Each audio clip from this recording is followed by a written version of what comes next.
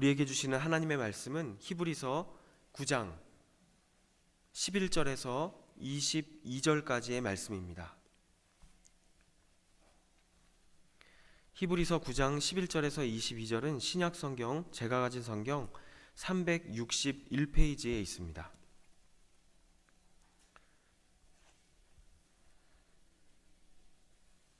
네, 우리 찾으신 줄 알고 합독하겠습니다.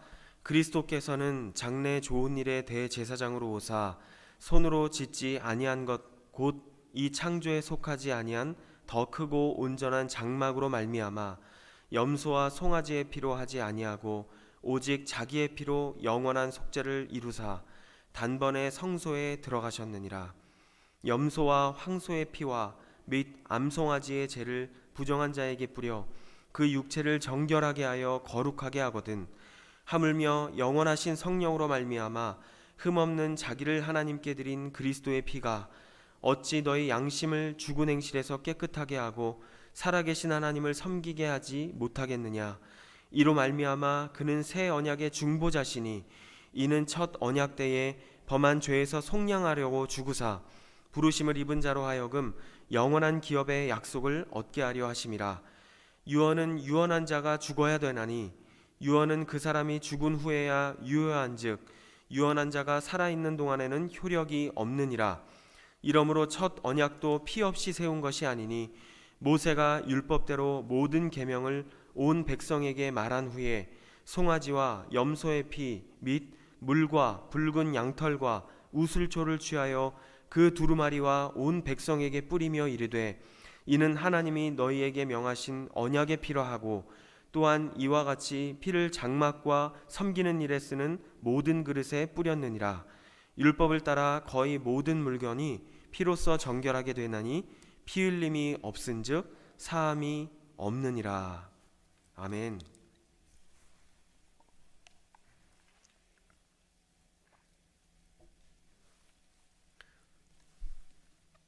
우리는 예수님의 오심을 기억하고 감사하는 성탄 주간을 지나고 있습니다.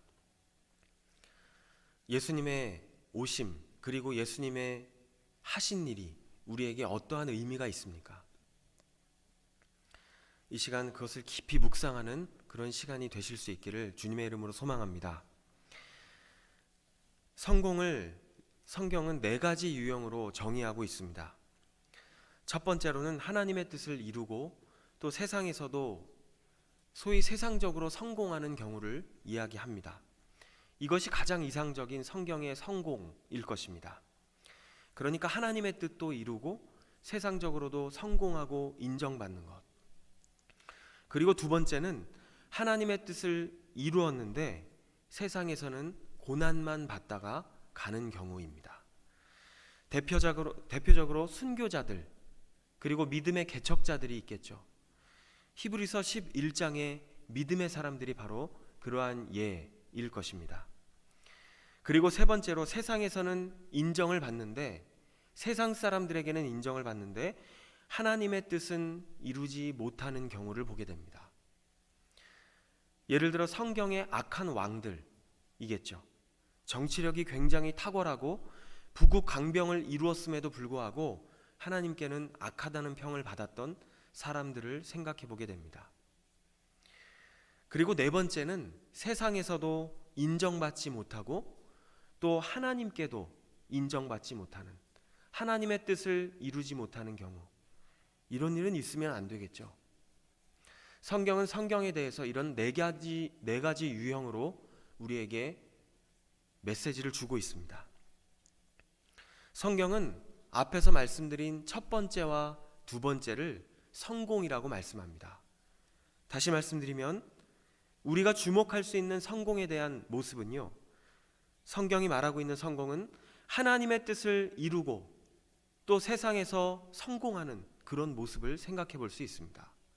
그리고 또 한 가지는 하나님의 뜻은 이루었지만 이 세상에서는 고난만 받다가 어찌 보면 세상적으로는 성공하지 못하는 것처럼 보이는 그러한 삶을 생각해 볼 수가 있는 것입니다.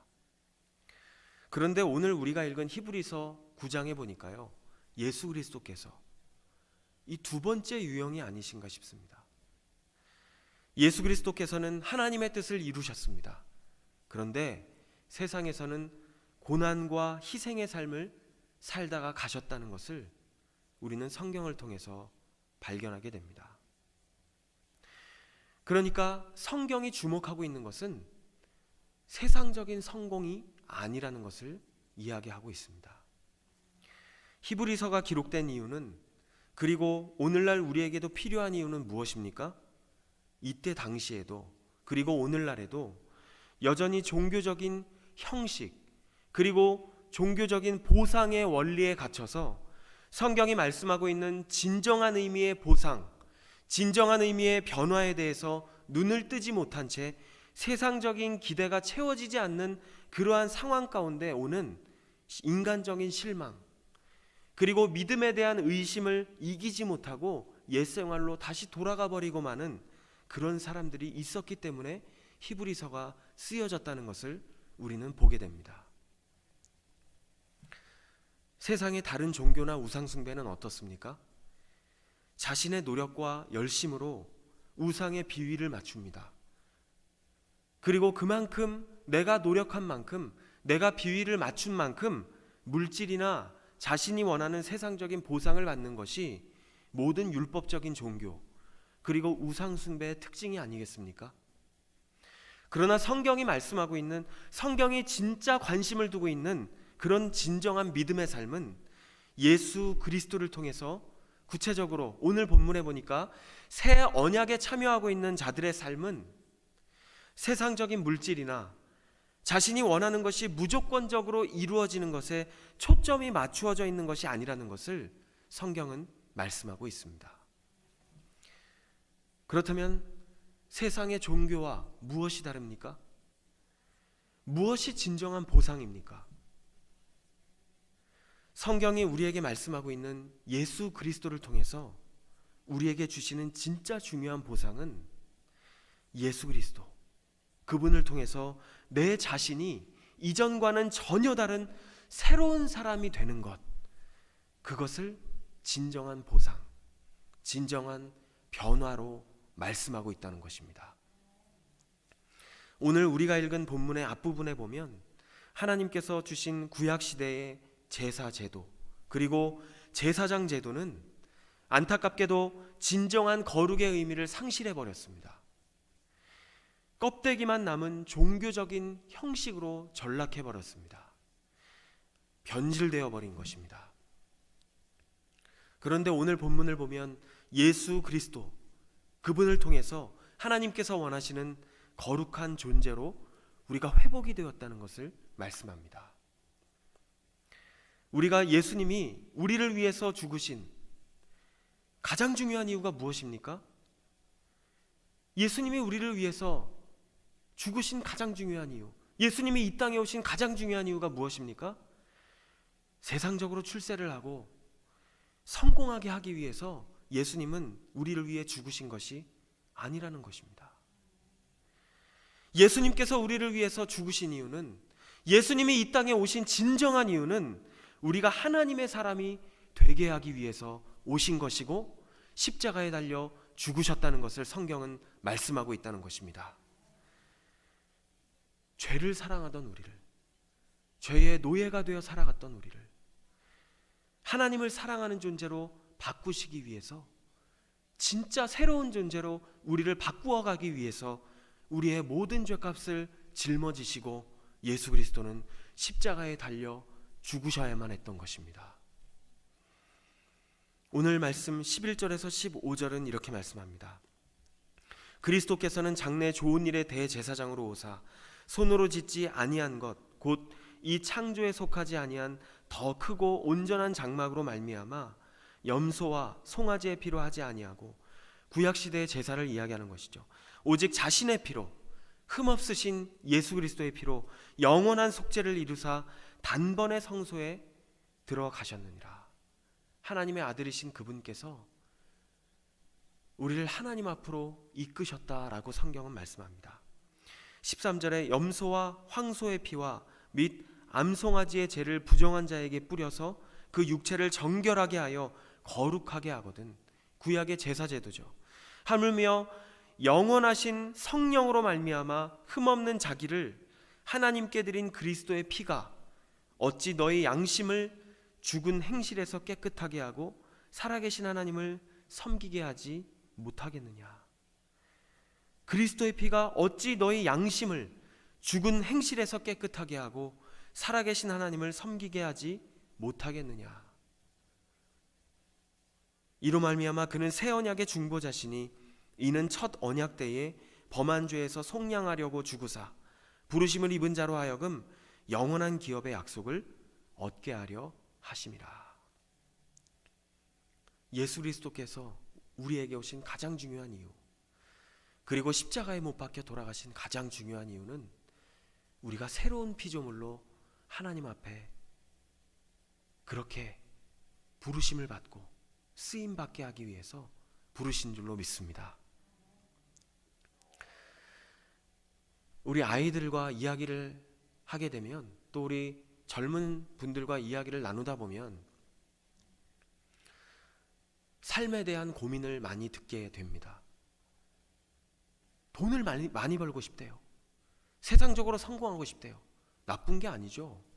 저는 우리 크리스찬들 가운데 정말 성공한 기업인, 그리고 정말 성공한 분들이 많이 나오기를 간절히 소망합니다. 그리고 지금도 기도하고 있습니다. 저희 자녀들이, 우리가 함께 기도하고 있잖아요. 정말 요셉과 같은, 그리고 하나님께 귀하게 쓰임받은 그러한 믿음의 명문가를 이뤄서 하나님 나라에 귀하게 쓰임받을 수 있게 하는 것. 그런데 제가 표현을 조금 달리한다면 그것은 믿음과는 별도로 다른 준비가 필요하더라고요. 세상적인 공부가 필요한 것입니다. 내가 물질을 벌기 위해서는, 그렇지 않습니까? 내가 정말 세상적으로 성공하기 위해서는 세상적인 준비가 필요한 것입니다. 그래서 공부하는 것이죠. 그래서 더 고민하는 것입니다. 그래서 기업을 운영하시는 분들은 더 잘 운영하기 위해서 노력하는 것이고, 더 많은 공부와 연구를 하는 것이죠. 그것은 믿음 생활과 또 다른 우리의 노력을 요하고 있다는 것을 생각해 보게 됩니다. 내가 믿음이 좋다고 해서 그것이 세상적인 성공을 보장하는 것은 아니라는 것입니다. 왜냐하면 예수님께서 오신 주요한 목적이 세상적인 성공 때문이 아닌 것이기 때문입니다. 그분이 우리에게 오신 진정한 목적은 우리가 방금 읽은 것처럼 우리를 새로운 피조물로 바꾸시기 위해서 오셨기 때문에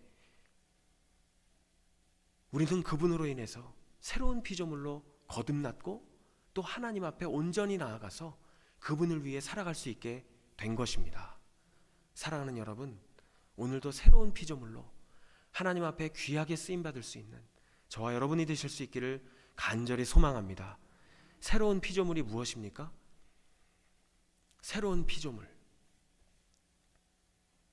그것은요, 우리의 마음이 온전히 회복되는 것입니다. 죄를 사랑하는 것에서 하나님을 사랑하는 것으로 바뀌는 것을 의미하는 것입니다.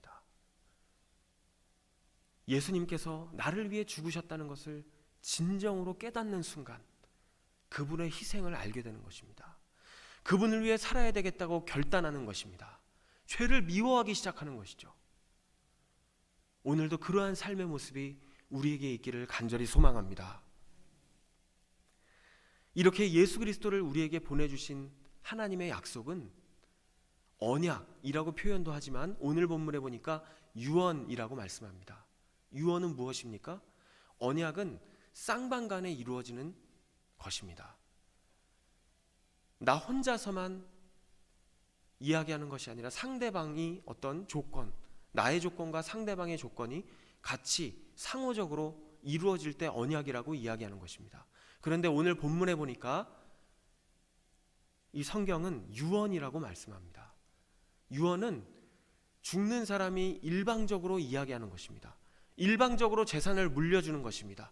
일방적으로 이야기한 것을 그대로 그것을 받는 사람에게 내리는 것입니다. 그것이 유언이라고 말씀합니다. 다시 말하면 하나님께서 우리에게 예수 그리스도를 보내주신 이것은 예수 그리스도를 통해 새로운 피조물로 우리를 회복시키셨다는 것은 하나님의 작정하심을 이야기하는 것입니다. 하나님의 은혜임을 말씀하고 있는 것이죠.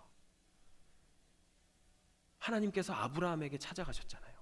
하나님께서 믿음의 선진들에게 찾아가셔서 일방적으로 약속하셨습니다. 이것이 은혜인 것이죠. 우리에게 예수 그리스도를 보내주신 것도 은혜인 것입니다. 그렇다면 우리가 어떻게 살아야 할까요? 하나님의 은혜를 진정으로 깨달아 아는 사람은 어떠한 삶을 살아야 되겠습니까? 성경은 그 수많은 계명들을 두 가지로 정리하고 있습니다. 하나님을 사랑하는 것, 그리고 이웃을 사랑하는 것. 하나님을 진심으로 사랑하고 이웃을 진심으로 사랑하는 것. 그것이 예수님께서 우리에게 오신 목적이자 우리를 위해 죽으신 목적임을 성경은 말씀하고 있습니다. 우리는 성탄을 맞이하는 그러한 시간을 지나고 있습니다.